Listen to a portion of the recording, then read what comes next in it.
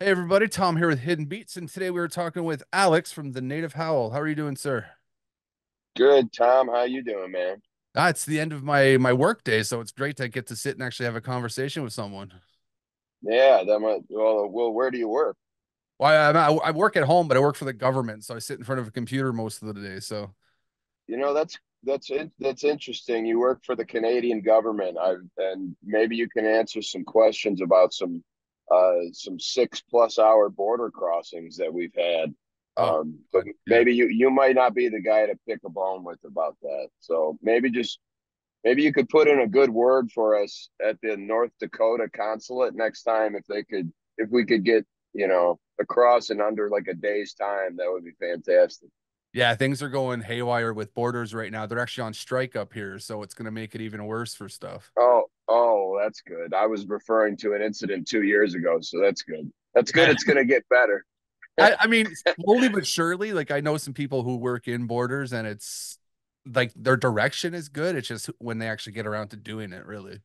Yeah, and it's just like the what's the word? The like it's like it's just seems so happenstantial, like for us like Americans crossing. It just depends on the border patrol agent you get at the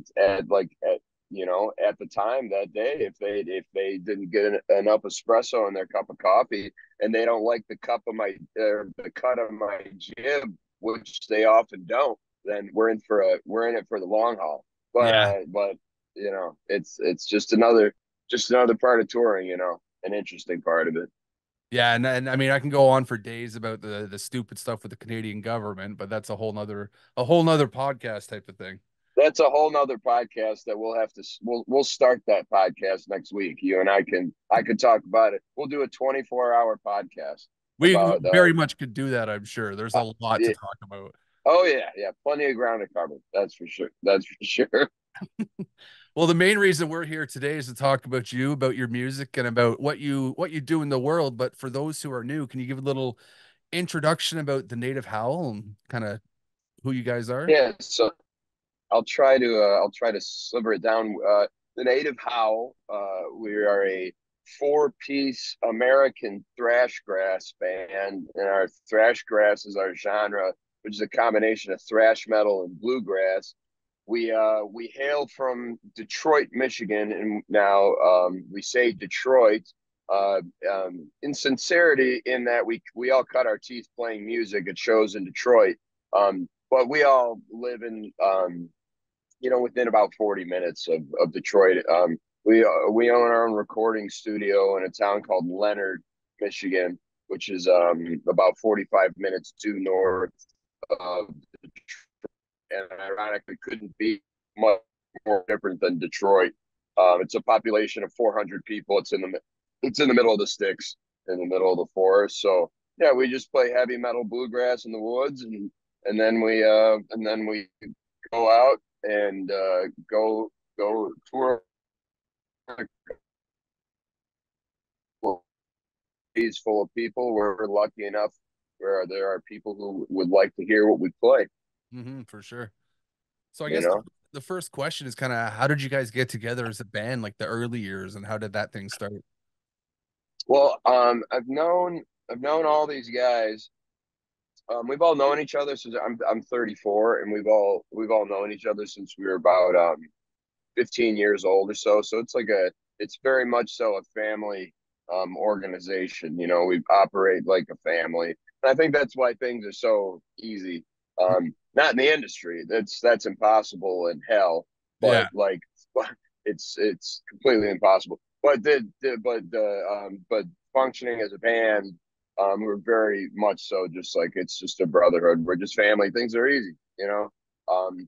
But I guess in the early years, we were all a bunch of like Jake was maybe a little more on the folk acoustic side, but the bass player Mark Chandler and drummer Zach Bowling and I were more metalheads. I was thrash and into like stoner doom, and Zach and Chandler were more of like thrash, speed metal, classic metal. And then we all in through wild many years and journeys and turn of events, wound up playing this new genre together. um I'd say about 2014 is when the thrash grass started. um and yeah, that's a whole nother tale of how that began. But that can be, I can surmise it pretty, I can summarize it rather very rather quickly if you prefer. Um, Speaking of Canada, I'm on I-94 East, and if I don't pay attention, I'm going to. Speaking of border crossings, I might just come and do this in person. If, Yeah, I mean, you're right there. if if I don't pay attention. But no, like the thrash grass thing, we it was always I was always a thrash metal guy, more or less. And then we came upon this festival called Wheatland, which is a bluegrass festival in northern Michigan. Hmm. And long story short, I took some mushrooms that night. My very first time taking them, I believe, Okay. and I watched bluegrass bands play, and I just said to myself, man, I'm like, I'll be damned. I'm like, man, this is similar to. I'm like, this is the exact same thing as thrash metal. Bluegrass and thrash metal are both fast as hell. They're both precise. They're both aggressive. They're both intricate. They're both thoughtfully composed, maybe.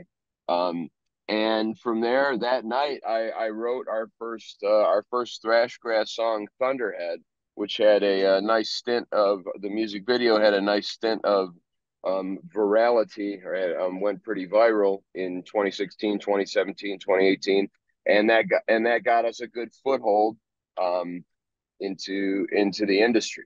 Hmm. I mean, that sounds like a pretty fun way to put things together too. Yeah, it's not bad. Yeah, Yeah. I would recommend. Yeah, pretty good. It worked out well for us. Yeah, my first mushroom trip definitely wasn't that productive, I'll say. Yeah, well, I remember. It's just one of those things where I'm no day tripper, and it's not like I wasn't on like one of Elon Musk's. I was on like a SpaceX ship to Mars or wherever the hell they're going next, but I was enough to the point where there was a guy covered in glow sticks, and apparently I found out after the fact he had been quoting this show called Firefly or something like that, Yeah. some sci-fi thing. And I'm not really a sci-fi guy, so I'm just kind of like trying to figure out how to put these not this nonsense this guy just told me into like a western, because I'd rather go watch like 310 to Yuma or Tombstone, but that's just me. uh but this guy comes up to me, and this is right after my mind had been blown from like seeing bluegrass bands really play and rip for the first time. And this guy comes up to me, and it's pitch black out, and he comes up to me, and he's this bigger dude, and he's wearing big beard, and he's wearing like he has like all the what are the evil hippies wear at festivals? They're like the light strain, Oh, like yeah, the yeah. the neon, like the neon wristbands or whatever, Yeah. the glow sticks. God Almighty, they hit. He's covered head to toe in glow sticks. He's like a walking rave, and he comes up to me. I don't know this man, and he comes up to me and he's yelling at me, and I'm like, why are you yelling at me? And he's like, just wait, hold on a minute. And I like sit down on the grass in front of him and look up at him like a child, at like it's story time. And he Hmm. goes, listen, man, listen. I go, I'm listening. I'm like with bated breath, I'm waiting. And he goes, listen, man, listen. If you can't walk, he's like, if you can't run, walk. If you can't walk, crawl. And if you can't crawl, find someone to carry you home. And then he leaves and he disappears into the woods. And I think I sat there for 18 hours and just like, well, not 18 hours, Yeah. probably like a good 30 minutes thinking like, wow, that is something. And I went back to my tent and found my acoustic guitar and wrote Thunderhead like all in one night off of those words, not verbatim, but. I put my own spin on it, I guess. So just very interesting way of starting, like finding your foothold in the industry, you know? Yeah, best story I've heard so far. So that's Oh, good. yeah. That's good. Great.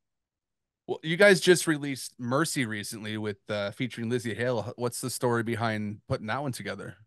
So Mercy was a song that we've been playing for years that I wrote in 2017, not long after Thunderhead, and it was something of our thrash grass, our anthem, Mm, Um, and we participated in this competition, like this TV competition series in 2021 called No Cover, where artists and bands submitted to compete all over the from all over the world, and we made the cut. And it was filmed at the Troubadour in Los Angeles. It was put on by Sumerian Records, and it was this big competition. And it's now on. It lives in perpetuity forever on YouTube.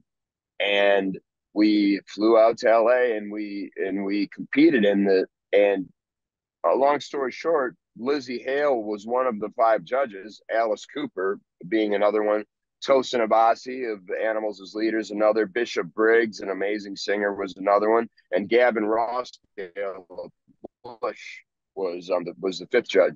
oh, Um, and Lizzie Hale is, so I'm 34, and I am a massive Lizzie Hale fan and Hailstorm at large, but just her vocal style. I remember when I was in college and hearing Hailstorm on the radio for the first time, and it blew my mind because I was like, I knew that it was a female singer, but I was like never it had never struck. I'd never been like stricken been struck in that quickly with whatever musicians or artists want to call that, like inspiration, jealousy, like it blew my mind that I was like, wow, there's a woman that sings exactly how I want to sing. Like mhm.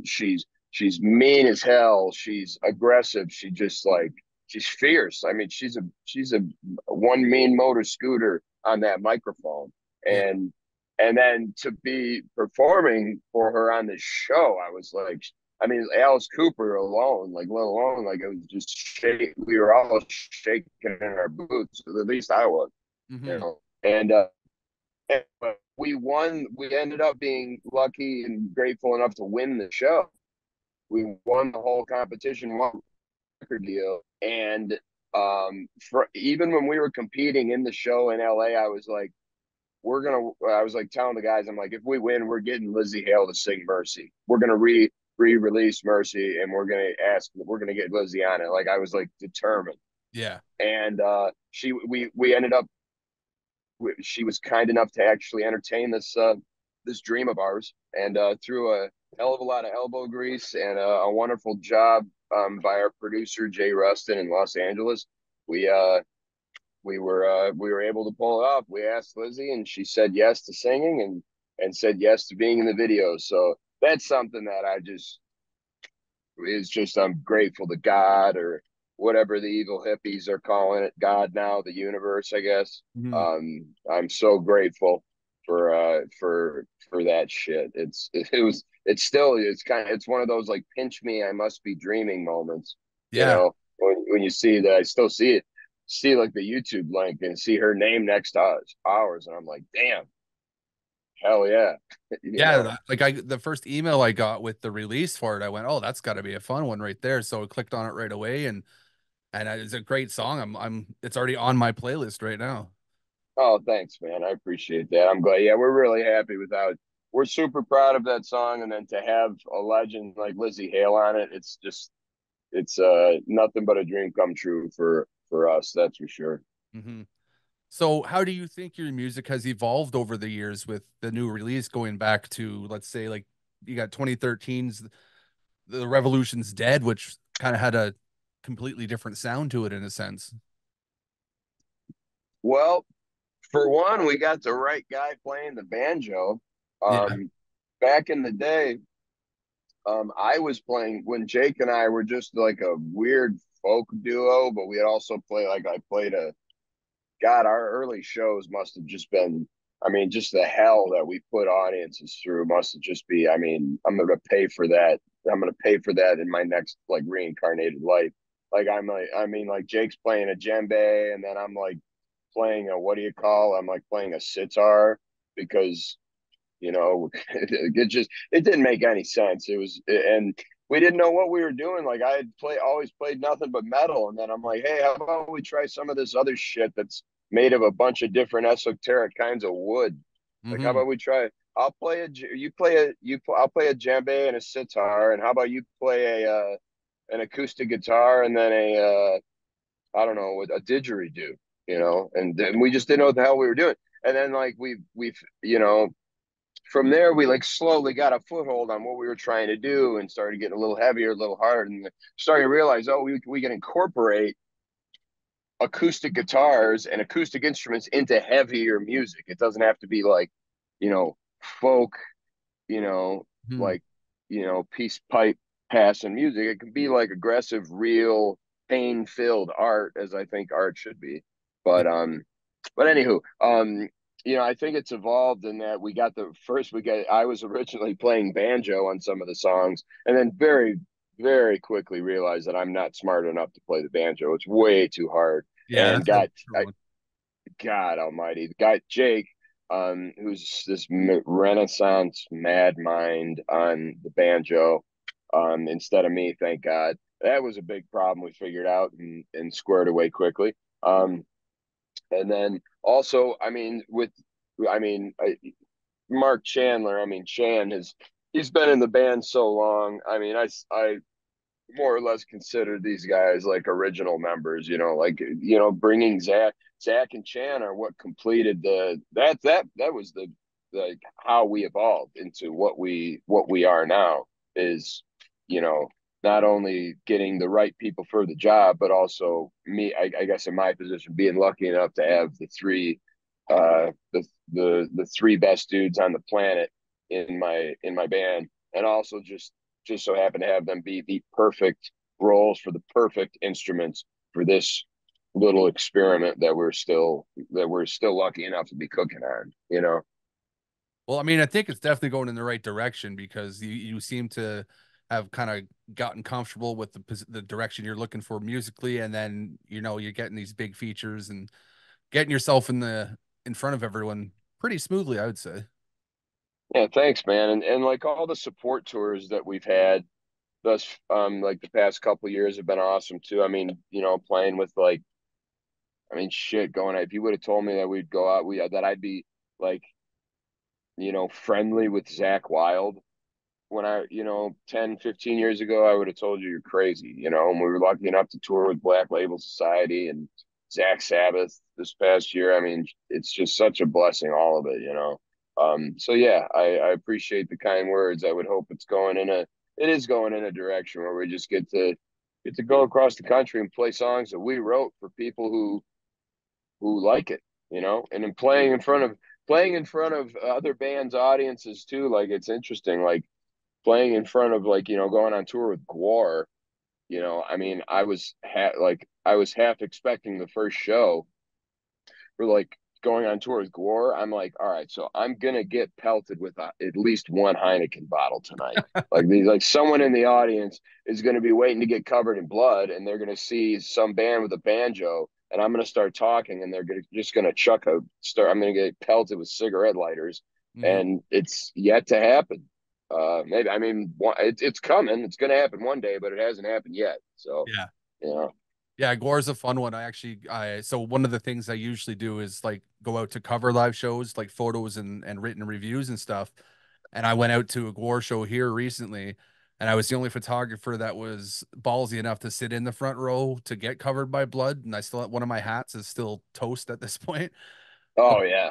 yeah, that was another fun night and getting to see those types of guys, and I'm imagining getting to just hang out with them backstage after has got to be interesting. Yeah, I mean, there's this. Yeah, that's usually the paradox in like band personalities. The bigger the personality, the bigger the whatever you want to call it, the lore or the show. Like they're on stage sawing off whatever this. like sawing off whatever the sitting president's head is at the time. Yeah. And then backstage, like you go talk to Jizmac and you're just like hanging with them and just like I'll just be they'll be having like their one cocktail of the night and I'll be sipping on my 12th energy drink and smoking a stick and they're like, yeah, it was a good show, it was a good crowd. They're like, yeah, man, it was a good one tonight. Like it was, they're very like chill, very sweet guys, very almost soft spoken to the point where you're the dichotomy of the two personalities is fun. It's funny. It's all just it's such a the entertainment industry is a wonder. Yeah. It's so very enigmatic, very interesting to say the least. Yeah. So the back half of all my interviews, I like to ask some you know thought provoking questions to make you think a little bit more. And All right. I think you might have an interesting thought on this one. Is what's one thing you think should be asked more in an interview that's not asked enough? Um specific I think you should have a list of specific political ideologies, like a list of very specific, like a concerningly specific, way too forward, like revolting political like ideologies. Like you should ask every single person what their stance on guns and abortion and no, no, I'm kidding. No, like that should be the opposite. Like never political, never religious, never anything like that. I think it's all it should always be about the art itself or the journey to the art. Now, now a question that isn't asked often. Um, well, what are all the hacky questions? Like, what are the hacky questions? Like, what did you listen to growing up, or what was your first record, or blah blah blah. I'm trying to think of what is the opposite of that question. Yeah, I I mean, have you to. have to throw those in a little bit, but it's always more Of interesting for the other. no, of course, no, of course. I'm trying to think of like, I'm trying to think of the what is the opposite of that? And also, while talking about perfect timing, I've just arrived at my destination, so I can actually park. Okay. Voila, and I can actually think wholeheartedly on this question. Something that's not at what's I would say like um list of bucket list like a bucket list of either venues that you want to play that you haven't, artists that you want to collaborate with before you die that you haven't yet, or um thing like creative pockets of compositional creativity Hmm. that you haven't reached yet, that you want to before you check out or cross the river Jordan, as they say. Yeah. I think like specificity with composition, because I'm a songwriting compositional nerd. I hate using that word, but I am like that's the one thing I am nerdy about. Like I that's all I care about is like the art of songwriting and creativity and composition. It fascinates me. Hmm. So any specificity with I think like what made you write this song? What made you write this specific song, or what fueled this album? Like very specific question. Like I think yeah, not to trip over my words even more, but yeah, specificity in regards to composition. Like, what made you write this song? Um, and yeah, what would you like to write that you haven't written yet before you're done? Yeah, Maybe. no, those are good, and those do get I do pepper those in sometimes depending on the research I've done too. So I like the specificity part that you added to that. Yeah. And that actually kind of loosely ties into my next question is what's your favorite part about the process? I mean, you said you're a guy who likes the writing and composition. Is what sets that above the production or the live show? God damn it, I love every part of it. I love every step of it. It like when I say I'm fascinated by it, like and you can ask like any of my bandmates and the few compositional students that I have, where like truly the creative process okay, let me give you like an example. I don't like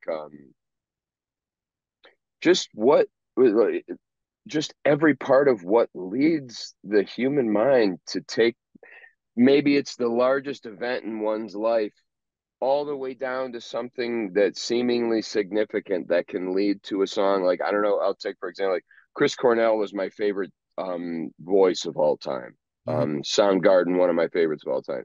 And Soundgarden has this song on Super Unknown, which I think is I think might be the greatest record as far as songwriting goes ever made. And they have a song on it called "Like Suicide," Okay. and the chorus just goes like it's very similar.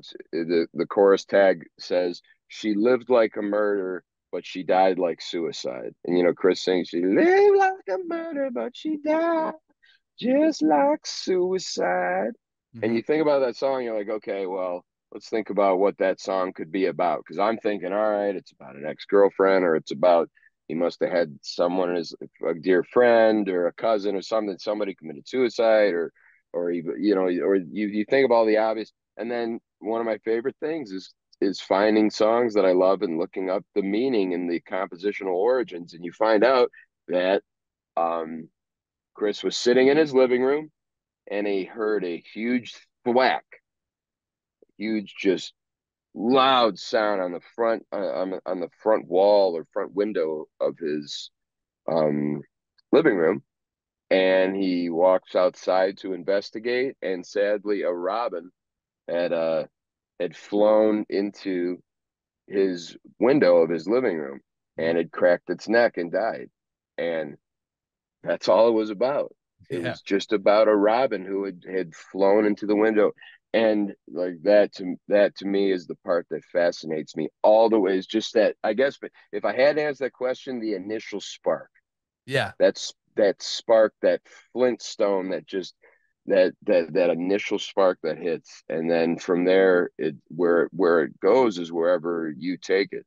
But that part, that initial spark, is it fascinates me everywhere from start to finish. And then obviously, I'd say performing the song live for people who know it and are singing the words back to you. That's a pisser, you Hmm. know. So those two neck and neck.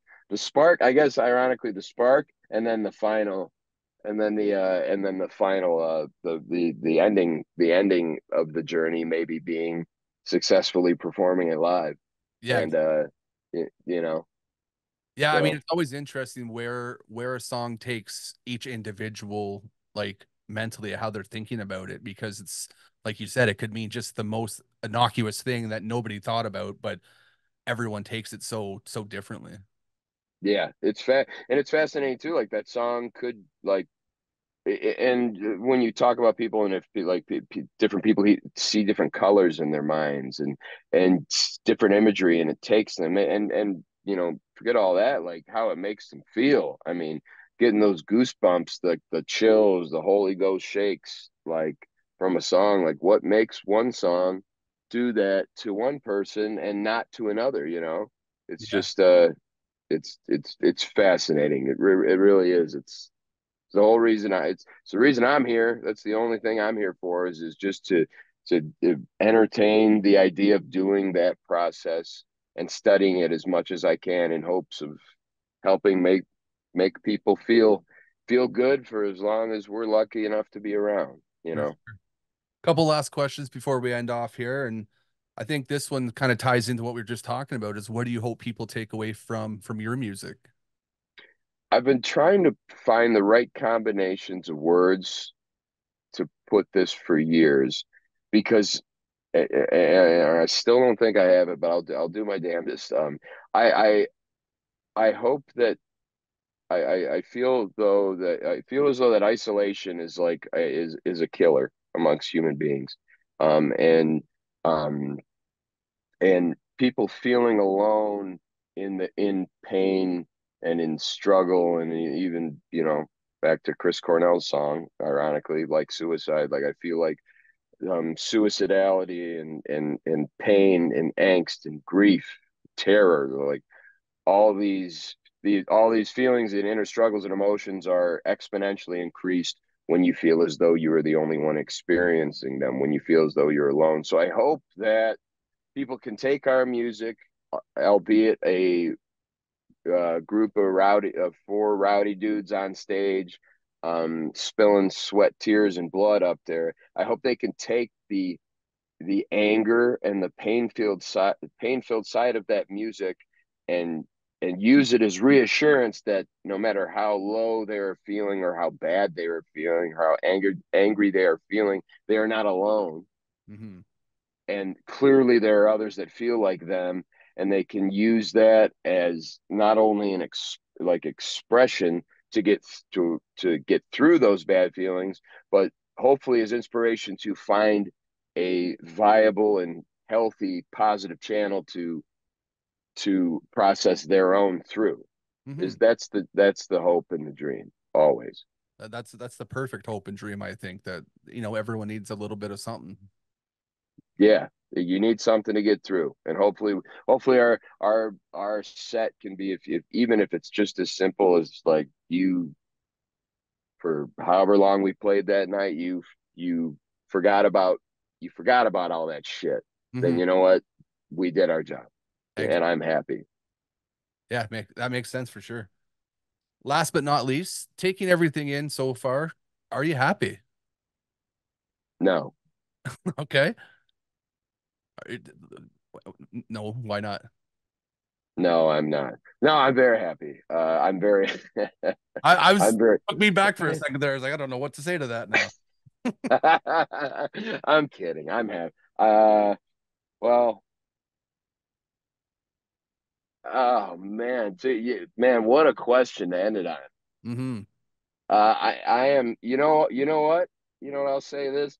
I am happy right now because I'm about to go work with on some music with some dear friends of mine, and I just got done speaking about music with my new and dear friend Tom, and I am happy right now because I also am filled with thoughts of gratitude and blessings. Thinking about my bandmates and the fact that I get to make music with them. So you know what? Yes, I am happy right now. I'm very happy. No, I think that's awesome. And it's always something that you strive for. And if you can hold on to whatever you have that makes you happy, I think it's perfect. I like that. That's a good outlook. I'm gonna keep that in mind the rest of the day today. Thank you, Tom. No, that's good. I'm glad I could do a little bit extra for you there. Me too. Me as well. Mhm. You got to go the extra mile. Well, that's all the talking points I have down here. Is there any kind of final words of wisdom you'd like to leave to people? Oh Jesus, you want you don't want no wisdom from me. The only wisdom I had were in my teeth, and they knocked those four out. I never even got that lucky. I didn't get any wisdom teeth actually.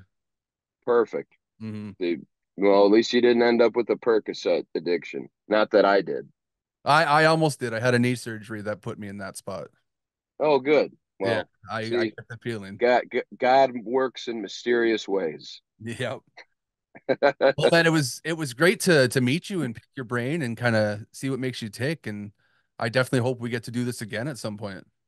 Yeah, absolutely. Thank you so much for chatting with me. Ergo, the Native Howl, Tom.